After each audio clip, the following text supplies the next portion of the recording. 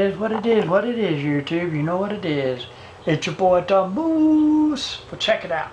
Okay, so I got a bunch of stuff in the mail lately, and I did an unboxing.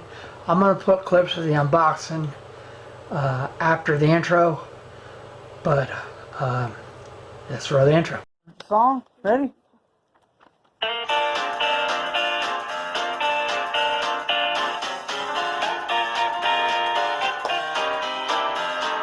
The stars are light, are big and bright, deep in the heart of Texas.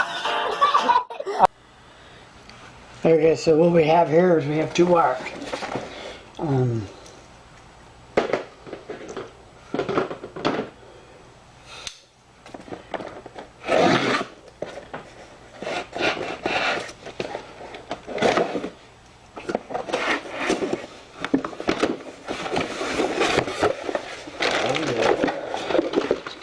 Here.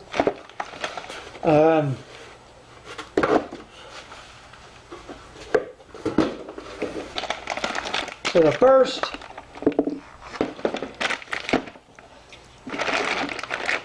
wire is StarTech. It's a 7.6 millimeter 25-foot power cord. It's basically a cord for a computer. It's 25 foot, it's black. It is for my speaker. I have one already. I bought the same one earlier. So this wire worked really good. I got it so I don't have to use an extension cord. As you can see, it's a power cord. I got it so I didn't have to use an extension cord to plug in my speaker anymore. My speaker wire is a it's a 6-foot wire, so I went and got a 25-foot wire because my speakers aren't 25 feet away from my system where I plug in the speakers at.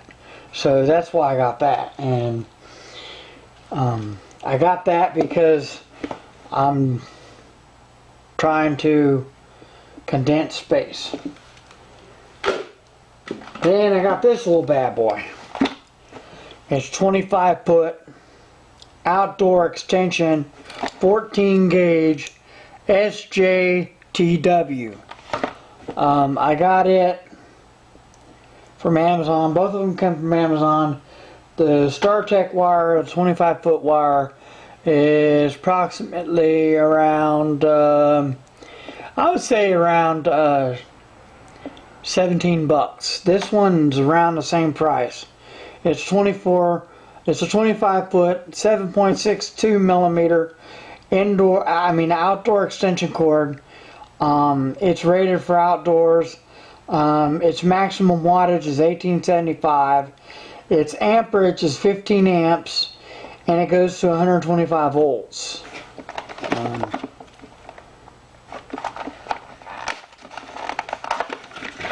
Basically, I got this because I'm thinking about getting a bass speaker. I'm not certain yet what I want to do, but here's the inside of the wire of what it looks like, and this is what the outside wire looks like. And as you can see, it's really thick.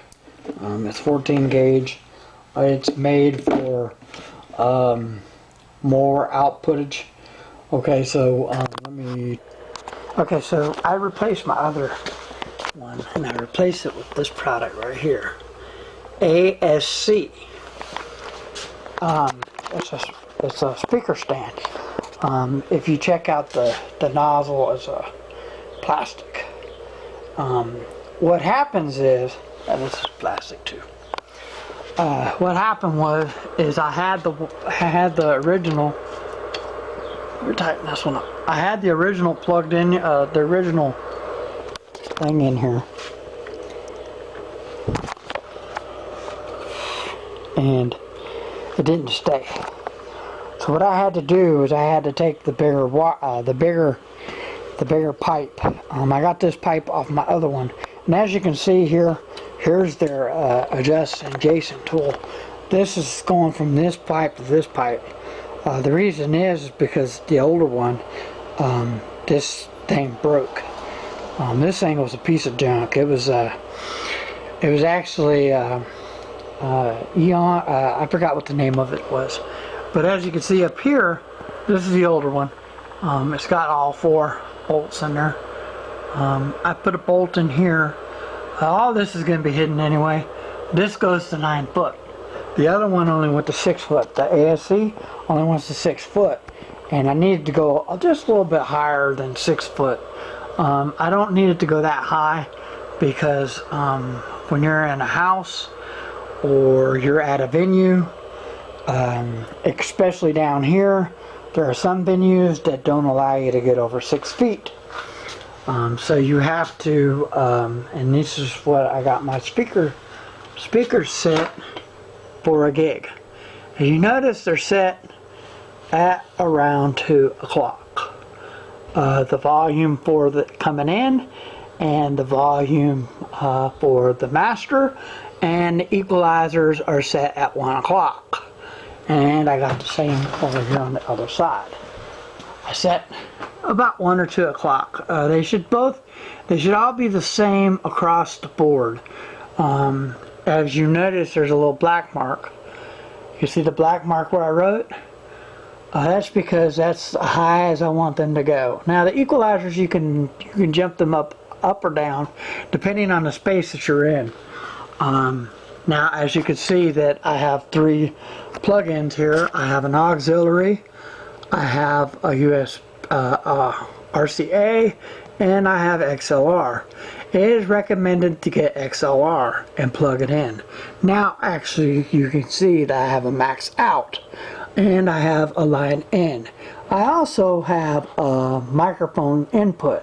Now you could go from as you can see, the microphones have an XLR, and you can plug straight into here from the microphone case.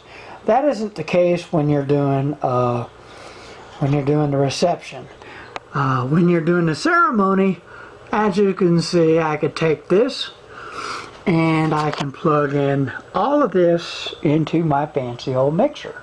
This is the reason why I got the mixer in the first place. I got this mixer so I can do receptions, I can do cocktail hour.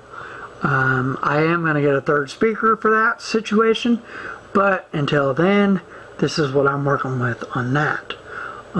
As you can see, I will get the same brand. As you can see, I got Gemini AS1500P. These are the speakers that I use at gigs, and they sound really good. As you can see, the foil in the back for the amp that's inside, and both speakers have amps. These are powered. They're considered active speakers. My recommendation is, if you starting out, you don't have to get these, because when I started out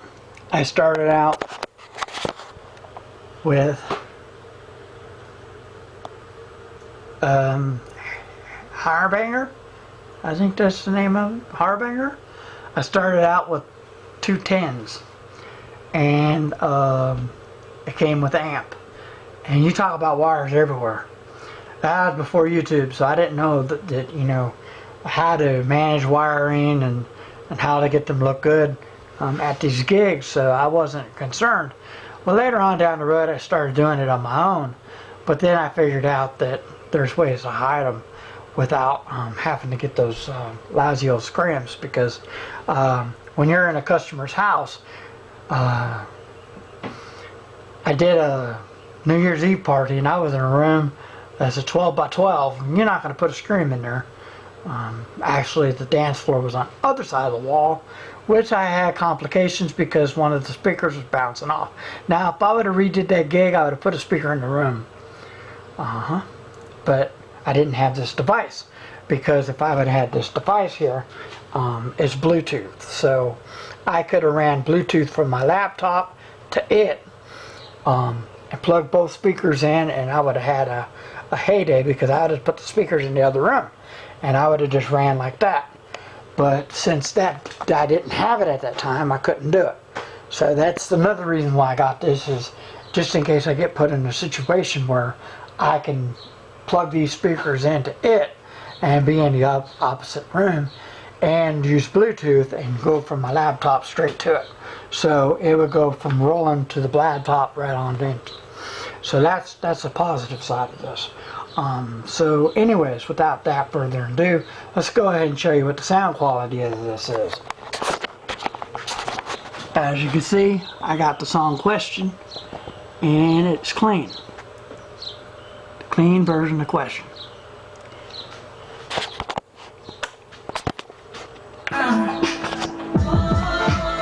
Hear it?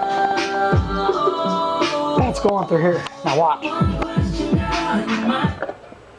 I just turned it all the way down, and I can turn it all the way up from here. And then right here will show you if I clip.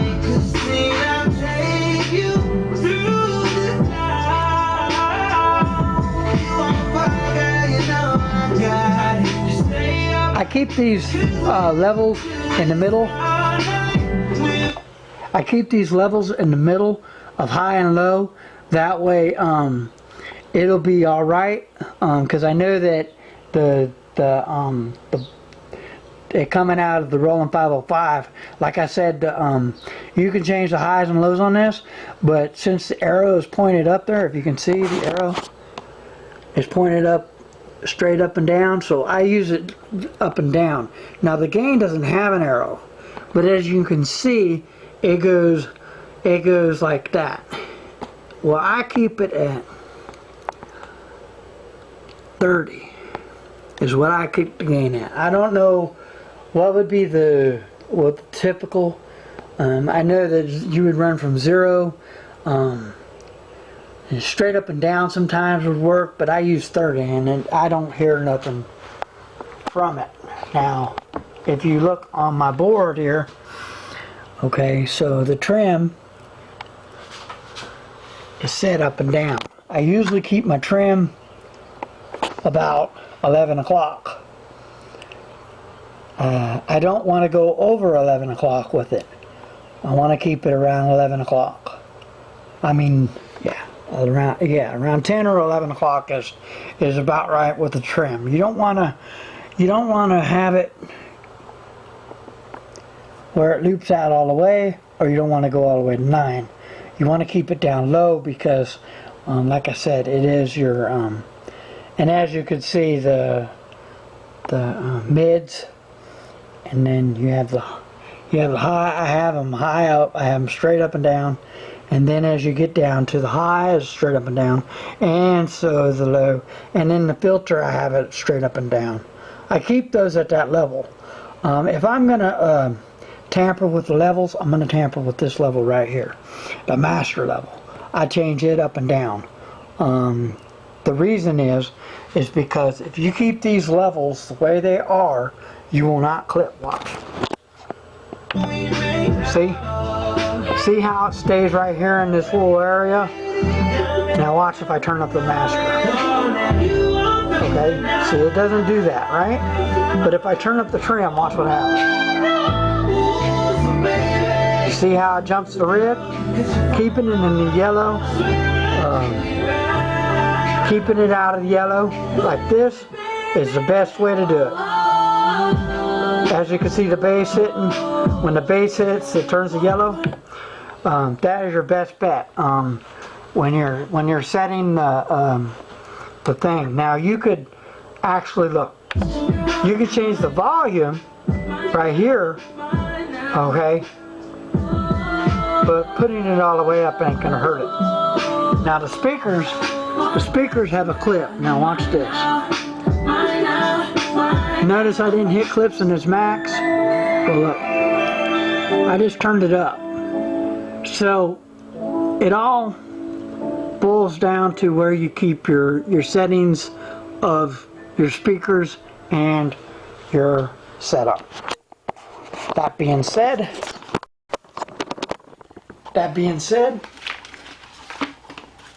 subscribe to my channel, subscribe to my blog, ring my bell, ring my bell, hit the notification bell to get more videos like this and other DJ tricks, tips, and hit the like button if you like what you see, and if you don't like what you see, hit the don't like button.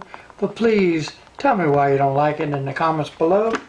And with that being said, if you don't know, now you know, and knowing is half the battle. Peace!